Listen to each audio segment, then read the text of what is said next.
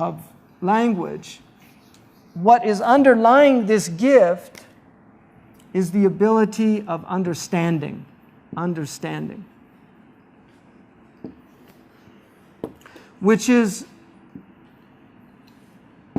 that we have fiqh, and he'll go into these terms, right? We can gain knowledge. So we have understanding. Allah has given the human being the ability to understand with the intellect. But the intellect by its nature has problems. One of the major problems of the intellect is that it's a triune intellect, right? You have three brains in your head. You have this R stem, you have a midbrain, and then you have this frontal lobe. In our tradition, and this is confirmed by science, even though they knew this a long time ago, the R stem is the amara. It's a reptilian brain, right? And most of the people in power are functioning like reptiles. That's why there's all these crazy theories about them being reptiles in reality and remove their masks and they're really lizard people and things like this. That is because they behave like reptiles. Now, I spent my summers on a cattle ranch when I was young, so I spent a lot of time with lizards.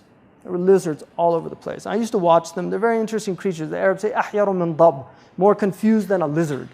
And I understand what that means. Somebody can hear that, but if they don't know lizards, they won't know what that means. Because a lizard, when it comes out of its hole, it's like, it looks so confused, you know? But one of the things, lizards are always petrified. They're just in a state of fear. They're always afraid. And so the reptilian brain, at the root of it is fear. It's fear. But it has another quality, fear and desire.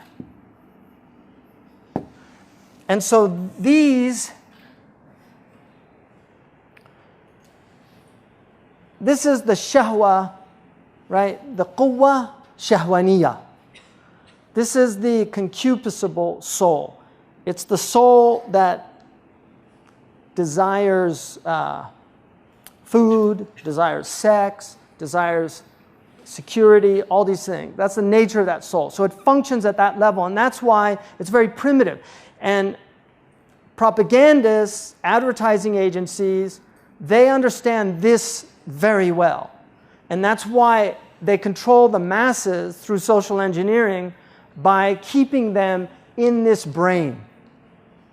This is where they keep the majority of human beings. They're in this brain. And it's a very low brain, but there's a reason why it's there.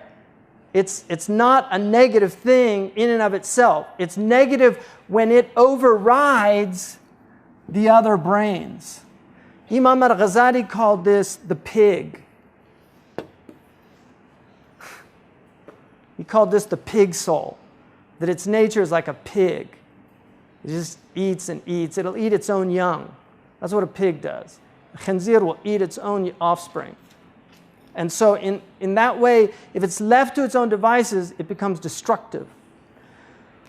The midbrain is the center of the emotions. And this is, in our tradition, called the quwwa al-ghadabiyya, the irascible soul. One of the things that, since we're in Mawlana Rumi's city, one of the things that Rumi said is the reason God prohibited alcohol, I mean, this is his hikmah.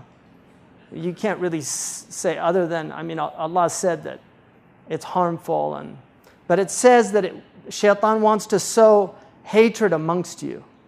And so what Mawlana Rumi understood from that, he said the reason that Allah prohibited alcohol is because most people, if you remove the veneer on their intellects of rationalism, they become angry. And that's why drunks often become very belligerent.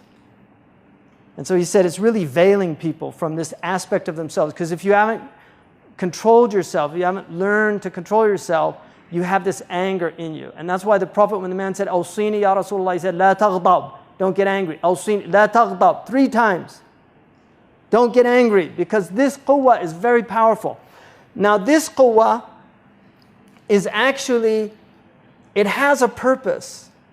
And its purpose is related to the nafs al-lawwama, because its function is to get angry for the right things.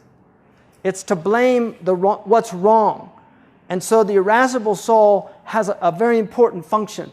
But the highest, and this one Imam al-Ghazali called the dog. The dog. This is the dog soul. Because the dog is a guard. This is the guardian soul.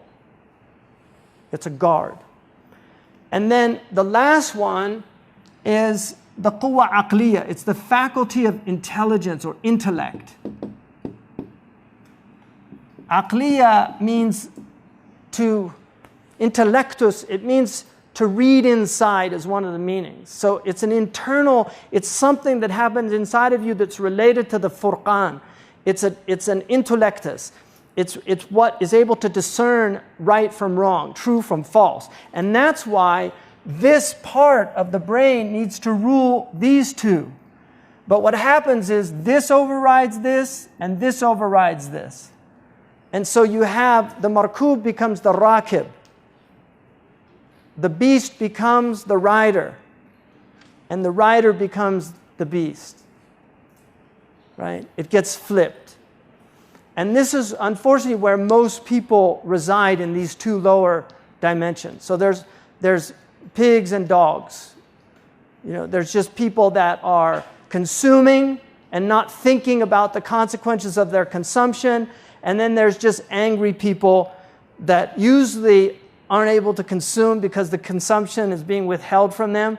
And so they live in a state of resentment, envy, and anger towards the people that live in the pig state. Little harsh, but that's pretty much what it is. Because they quickly join that group when they get into better circumstances. So this one he called the sage or the sheikh.